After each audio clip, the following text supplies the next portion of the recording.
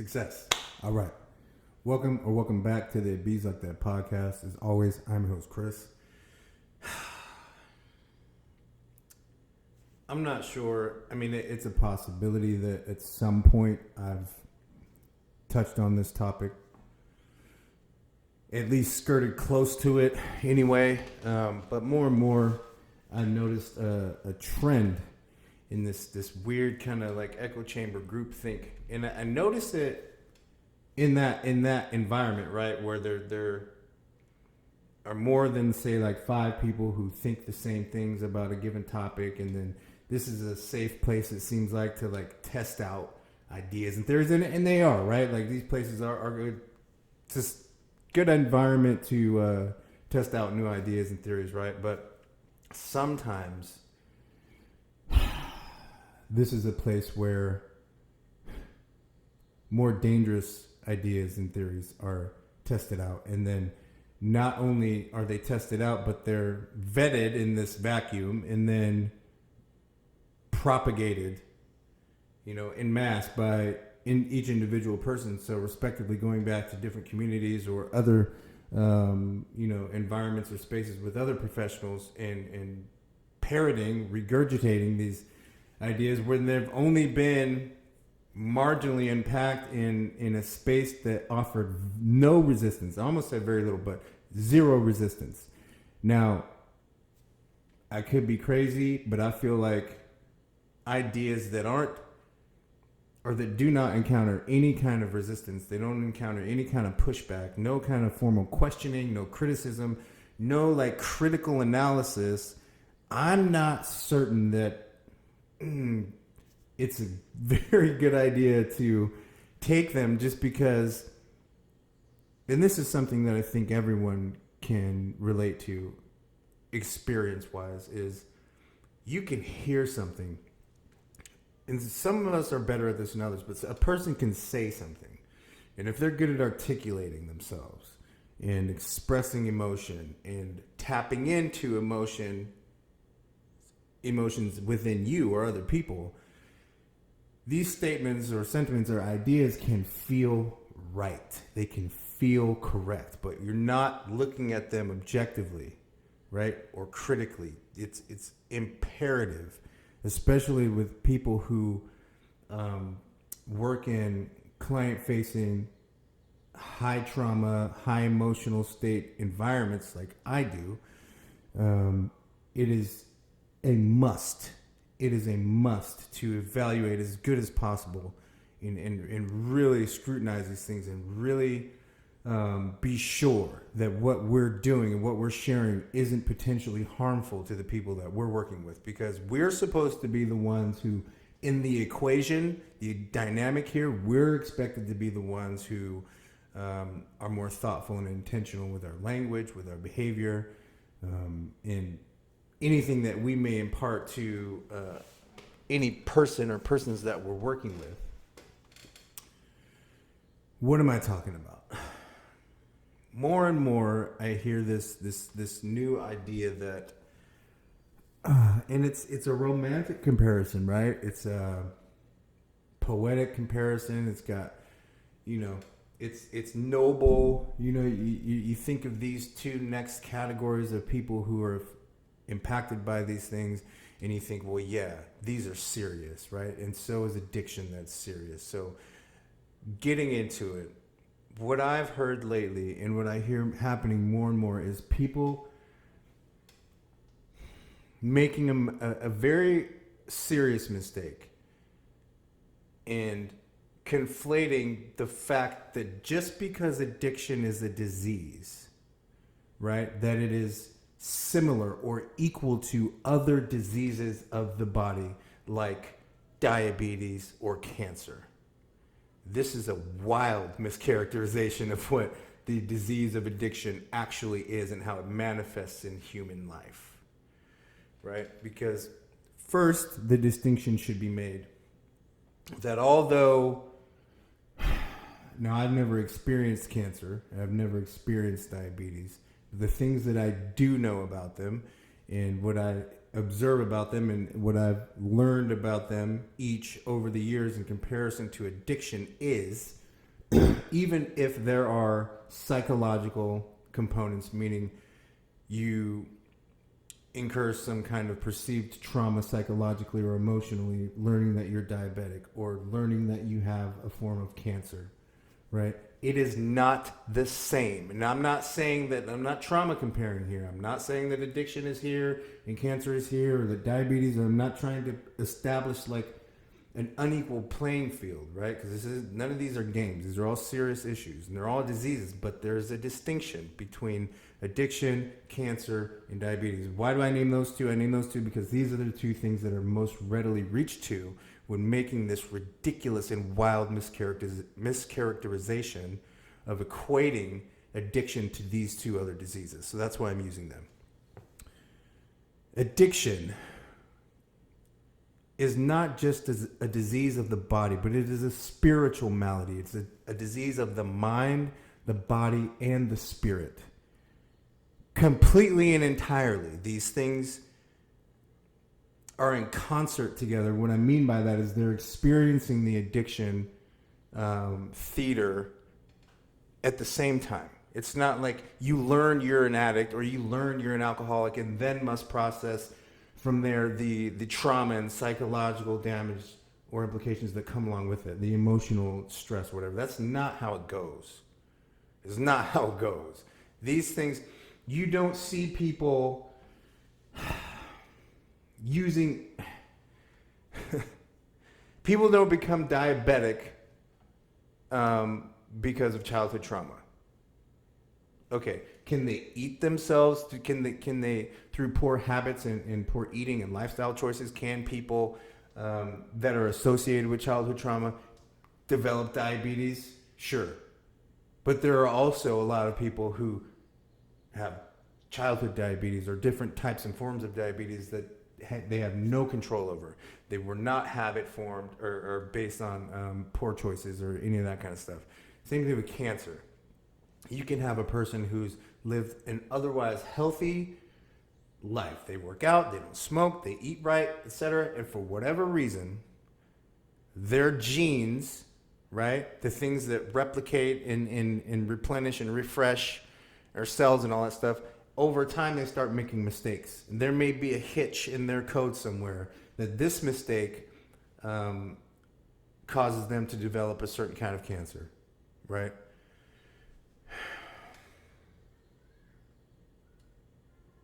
When people say,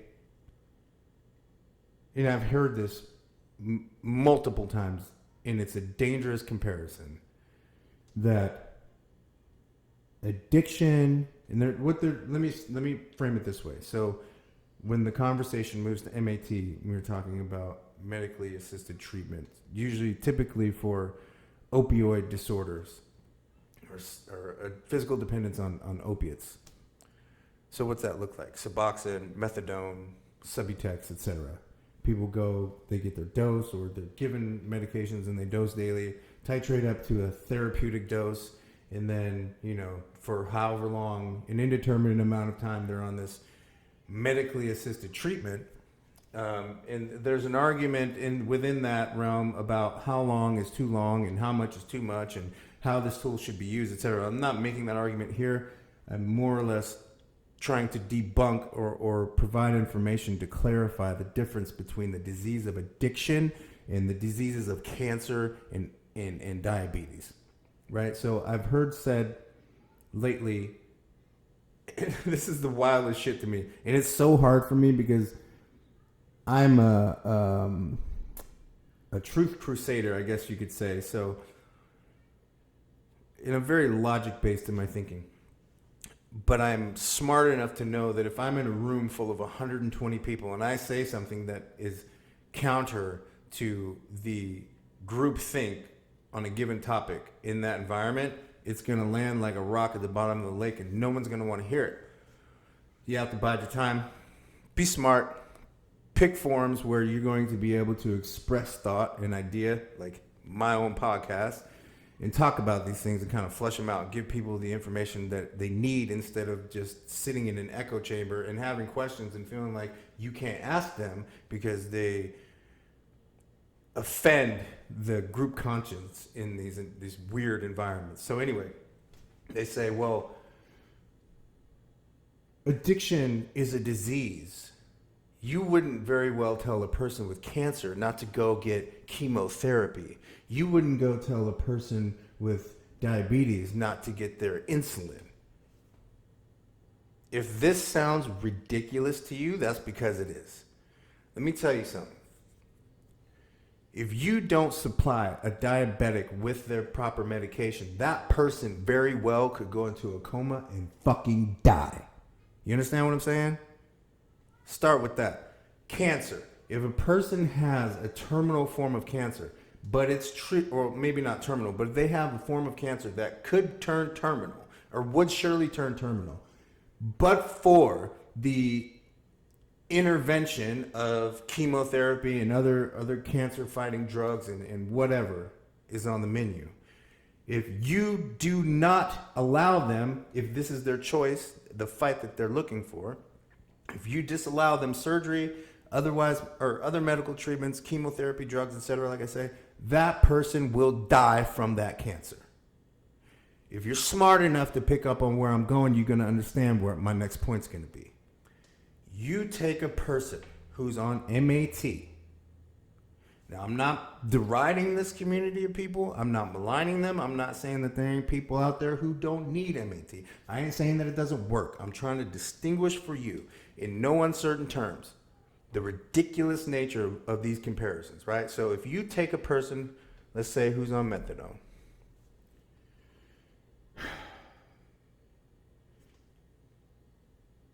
you titrate them down. Fuck that. Say you don't even titrate them down. Say it's something that happens where they don't pick up their carryover box for the weekend. If they don't go relapse on their drug of choice, what's going to happen? I'm going to follow up on that point too, because I know some of y'all think, if they don't relapse on their drug of choice, what's going to happen? Nothing. They're going to live through the weekend. They're going to feel like they have the flu, probably shit and shake a little bit and sweat. But then come Monday, they're going to go back down. They're going to get their dose and they're going to be fine. They're not going to fucking die. Am I upset about these comparisons? You damn right. Because I fight my ass off with this disease. I actually have a form of addiction that I could die from if I don't have medical intervention. That's a different story.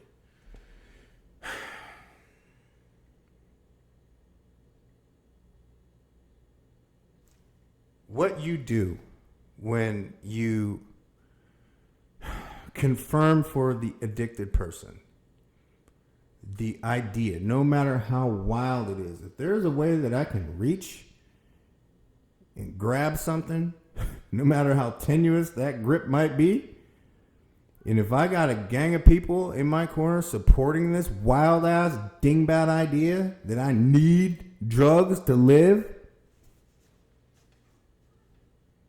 what you think I'm going to do? Now, can the argument be made, well, Chris, if they don't have their carryover for the weekend, they very well could go get their drug of choice, which could be fentanyl, it could be heroin, it could be whatever, and they could overdose. Check this out, bright and shining star. It may surprise you to find out that many people, while on MAT, who have their carryover box, still overdose and die. Why? Because they use their drug of choice as well. It ain't rocket science. Because it might also surprise you to think that as addicts, we have this weird element to our psychology where we see an opportunity if we're not 100%, we're not rigorously honest in our program, in our approach, right? We see an opportunity to work an angle on something, trust and believe we about to take it, period. So would it be uncommon for someone to pick up their carryover and then on their way home stop by the dope man's house to get their fentanyl. And enough that would last them through the weekend and not even touch their carryover. What are they going to do with the carryover? They're going to keep it. When I worked at Detox, you have no idea how many times, and I'm talking, it had to have been over the course of a couple years in the hundreds. Thousands of doses of Suboxone coming through in the pockets of people who had no active MAT subscription. Why? Why do they have this stuff? Why do they have it? You tell me. I'm going to let y'all answer that question. Why would a person not prescribe Suboxone or methadone have Suboxone or methadone? And how would they get it? I'll answer the how would they get it part. The person who's been prescribed it sells it. Why would they do that? What would be the point of them selling their MAT? Answer that one.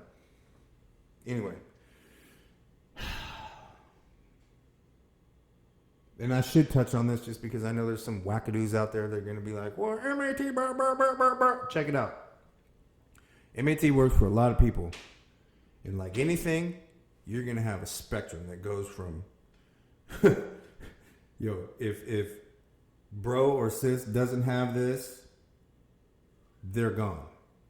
And then you're going to have where most of the people are in the middle here, right? And then you're going to have your outliers. MAT works. It helps a lot of people. But it's also a business. You got to recognize that part of it.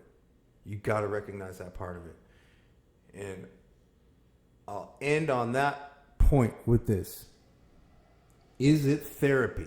How therapeutic is it if you had to abruptly end your treatment for whatever reason, you get just as sick as you would abruptly ending your relationship with your drug of choice? Is that therapeutic?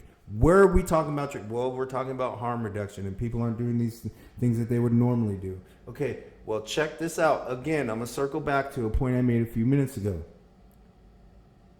Why do you see MAT drugs in the hands of people who've not been prescribed it? Do you really believe in your mind that people get MAT and they still don't be in the same circles of people doing the same shit that they've been doing? Come on, man. You cannot. Probability says that statistically there are people who are that naive to believe shit like that. It's just a reality. But most of y'all with experience in this field and working with people, from addicted populations, this is ridiculous. That's not true. You know what goes on. And if you don't, you're willfully choosing not to see it.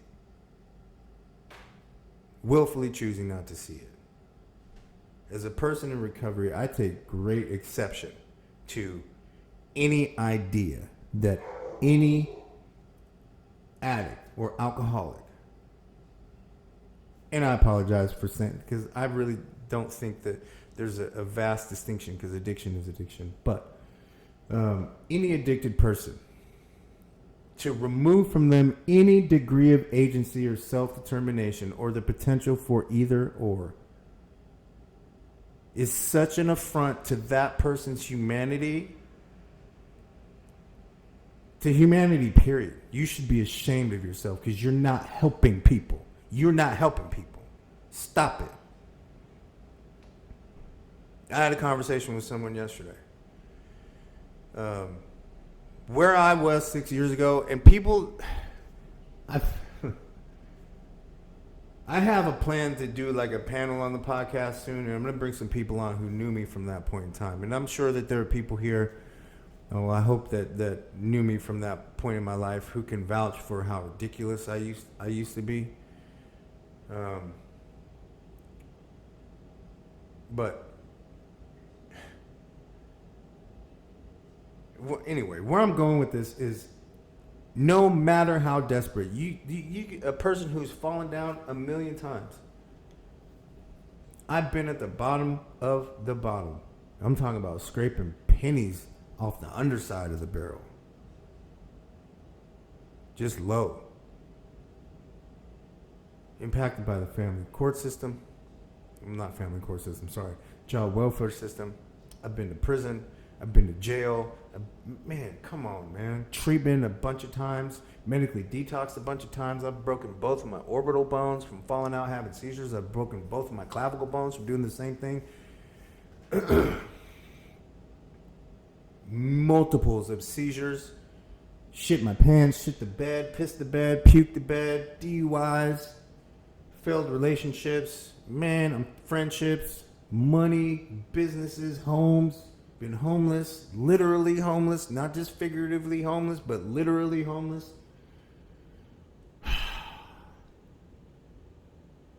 There is a path for redemption for everybody, and you cannot get in the way. You can't. If you're a provider or a person who considers yourself an ally or a support to people, to addicted populations of people, you cannot get in the fucking way. You got to stop getting in the way. You got to stop getting in the way. What do I mean by getting in the way? You got to stop rescuing people. This doesn't mean that we don't offer support. It doesn't mean we don't meet people where they're at, even though I hate that fucking phrase. It doesn't mean that we aren't there to even carry people, determined, lengths of time until they can walk and carry themselves. I'm not saying any of that, but you cannot remove the natural order of things for people. I heard someone say recently that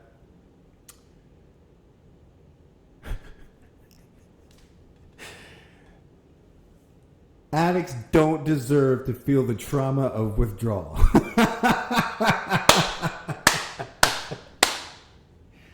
Oh my God. And that day I laughed harder. Listen, check this out, man. What do you mean? What do you mean? What do you mean? Do you...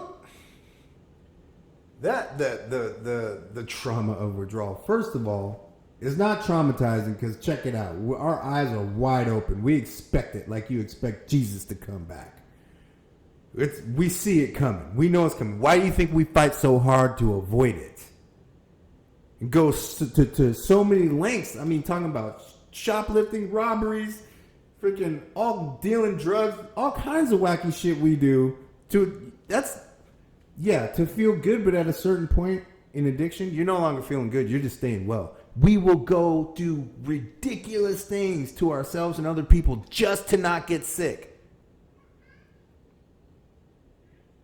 Adding all of those things up, the way we traumatize other people, our communities, taken from our communities, just leached from our environments, all of the energy and emotion and positivity. You don't think we deserve to feel our own symptoms of withdrawal from substance use dependence? Ha! Come on, man. Look, now I'm not saying that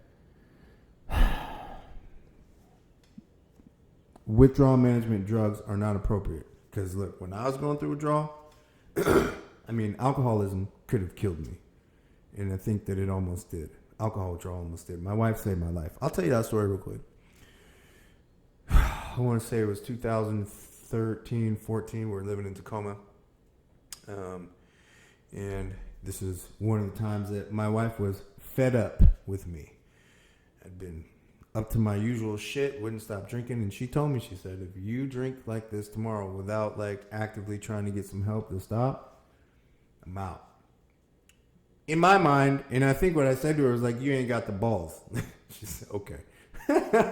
Okay. Next day, I kept drinking. So the next day after that, came home, she was gone. She left, my stuff. Took everything else. Her and the kid, gone. Kids, gone. Anyway. I don't know, it'd been couple weeks, and I'm just doing what I do, getting drunk, being a freaking drunk, falling down, pissing the bed drunk. Well, this wasn't alcohol withdrawal. This was alcohol poisoning that almost took me out this time. So she would come and check on me every few days to make sure that, A, I'd not destroyed our place, and B, that I was still alive, hadn't gotten arrested or, didn't need to go to the hospital or any of that kind of shit. So she stops by. I don't know what time it was. I think it may have been sometime in the morning. I can't remember. I don't know. She may have more detail on this than me. But she said she came in, went upstairs, and I was half on, half off the bed. There's puke. My pants were like falling down. Probably pissed or shit my pants, one of the two or both. And she said that like I was like blue. And visibly she couldn't see whether or not I was breathing. She said she held a mirror up under my nose and it was just like super faint. So she got me to the hospital. That time, the ER doc came and talked to me after I'd come to. I think I was out of it for, I don't know, at least a day, maybe 2, possibly 3. Came and talked to me. And he's like, typically I don't have these conversations with people. But I think I was like 31 or something like that at the time. I was pretty young. And back then, my drinking patterns were, I was like a severe binger, and then I would clean up for 90 days, severe binge, and then clean up, whatever. So during the time when I would be sober, I would be relatively fit, right? So during that time, I was doing MMA and Muay Thai and like lifting weights, so I was pretty fit. Anyway, he came in and he was like, man, I typically don't have these conversations with people about addiction, especially with someone as young as you. But yours is a different case. He said, in my years, his years, 25 years being an ER doctor, not saying that this isn't or hasn't happened or isn't happening, but he said in his experience, 25 years being an ER doctor, he's not seeing a person as advanced in their alcoholism as I was. And what he meant was, at 31, how far my tolerance had progressed. Over 50%. He said, well, his words were well over 50% of your total blood volume is alcohol. He's like, I'm surprised you are alive. If your wife hadn't found you, you would probably be dead. He said, how often do you drink like this? And I said, I drink like this every day. He said, well, you need to count your lucky stars. One of them is your wife, because without her, you wouldn't be alive. And I don't know why you're alive, but you should probably start to think about reasons why you're still here. You may have a purpose. At that time, I blew it off. I continued to fuck off for years and years and years and years and years till about 6 years ago. But anyway,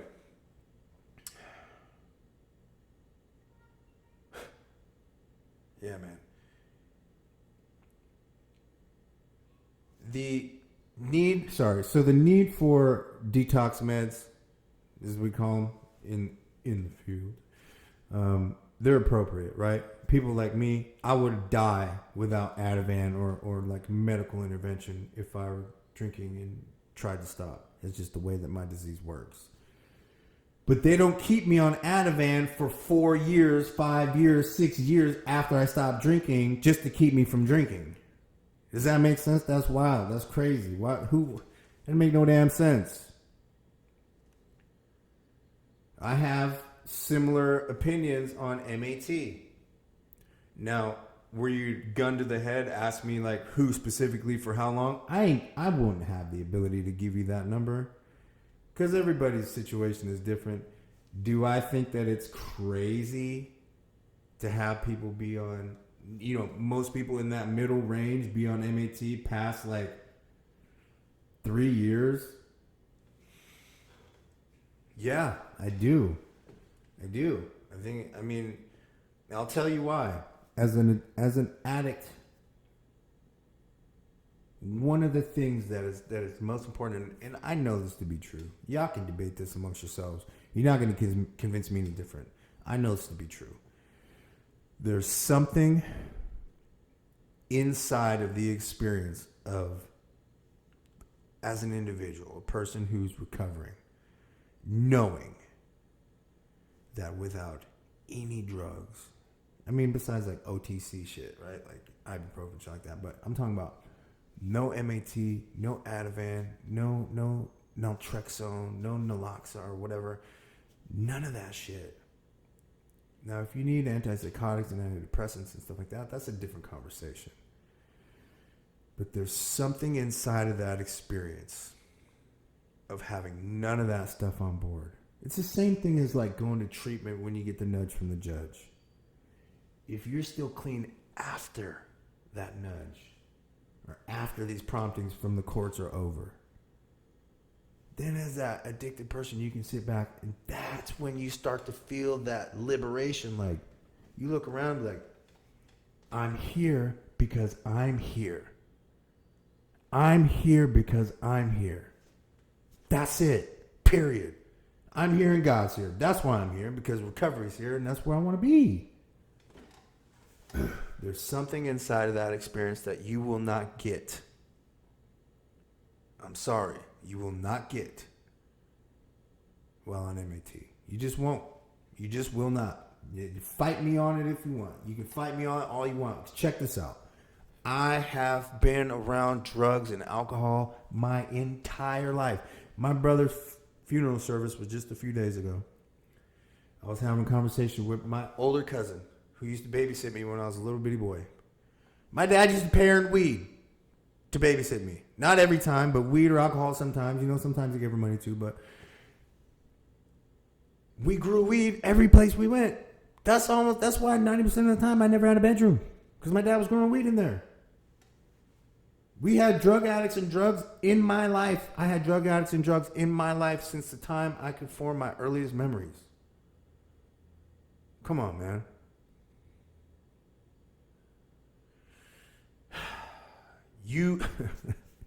Look, you can bring all your experts that you want. I don't give a fuck. They didn't grow up that way. They have not been around it. They don't understand the psychology the way that I do. They don't have there's an intimacy in the experience that you're not going to get from experiencing other people who have the experience. That's just plain and simple. Lived experience trumps academia. Lived experience trumps all that shit. Because you do not have that psychological connection unless you're Jesus Christ himself. You will never fucking understand. Period. Trust and believe we're going to talk about this again. Because I'm going to bring in some recovering people that I love and trust. And we're going to really unpack this. Because I don't want y'all to think that I'm the only one out here talking this shit. Because I'm not. Because there's a lot of us out here who are in recovery, who've been working for it, went through the storm, went through the fire, who take exception, who take offense to the ideas. Some of these wild ass ideas that these people are out here just promoting just because it's crazy, man. It's crazy. Recovery is a beautiful thing. Don't rob people of it. Stop doing that. Stop doing it. It's not okay. Anyway, if you didn't do it on the way in, do it on the way out. Hit that like, subscribe, and post notification bell so you can stay up to date on all the shit we talk about here on the It Bees Like That podcast. Peace, y'all.